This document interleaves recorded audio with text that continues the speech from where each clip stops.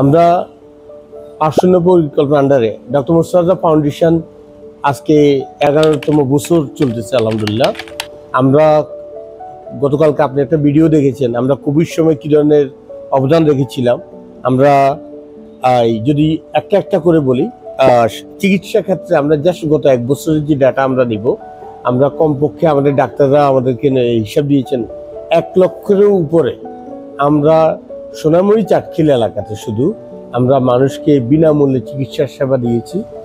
আর এরপরে শূন্য নিরক্ষরতার কথা বলি, আমরা কয়েক হাজার ছাত্রছাত্রীকে আমরা এই আগামী দিনে তাদের পড়ালেখা কন্টিনিউ করার জন্য আমরা বৃত্তি দিয়েছি বা স্কলারশিপ দিয়েছি, যাতে তারা তাদের পড়ালেখা করতে পারে, যার পরিমাণ গত 11 বছরে কমপক্ষে হলো 20,000। আমরা গত 5 বছর থেকে, যেহেতু আমাদের বৃত্তি পরীক্ষার ব্যাপারটা খুবই এলাকাতে খুবই জনপ্রিয় হয়ে উঠছে, আমরা এই জন্য যেটা করেছি যে আমরা এখন অষ্টম শ্রেণীতে আমরা বৃত্তি পরীক্ষা চালু রেখেছি গত 7 বছর থেকে। এবং এই বছর আমরা আলিয়া মাদ্রাসাকে ইনক্লুড করেছি, এই বছর আমরা কওমি মাদ্রাসাকে ইনক্লুড করেছি।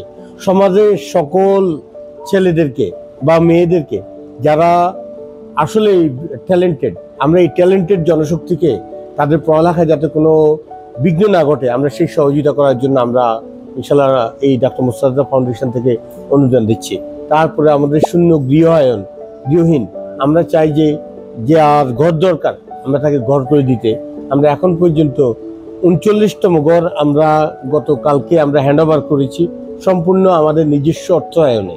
এর বাইরেও আমরা বর্তমানে আমরা টেকনিক্যাল ইনস্টিটিউট বা ট্রেনিং ইনস্টিটিউট আমরা চালাচ্ছি, মহিলাদেরকে বা বয়স্কদেরকে আমরা স্কিলফুল করার জন্য, যাতে তারা চলার জন্য কাজ করতে পারে।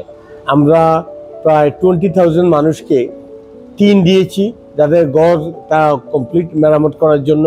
আমাদের বিভিন্ন প্রজেক্টের আন্ডারে আমরা কমপ্লিটলি জনগোষ্ঠীর কমপক্ষে 2 লক্ষ মানুষ শুধু চাটখিল এবং সোনামুড়িতে কোনো না কোনোভাবে ডক্টর মুস্তাফা ফাউন্ডেশনের সহযোগিতা পেয়ে আসছে অতীতে।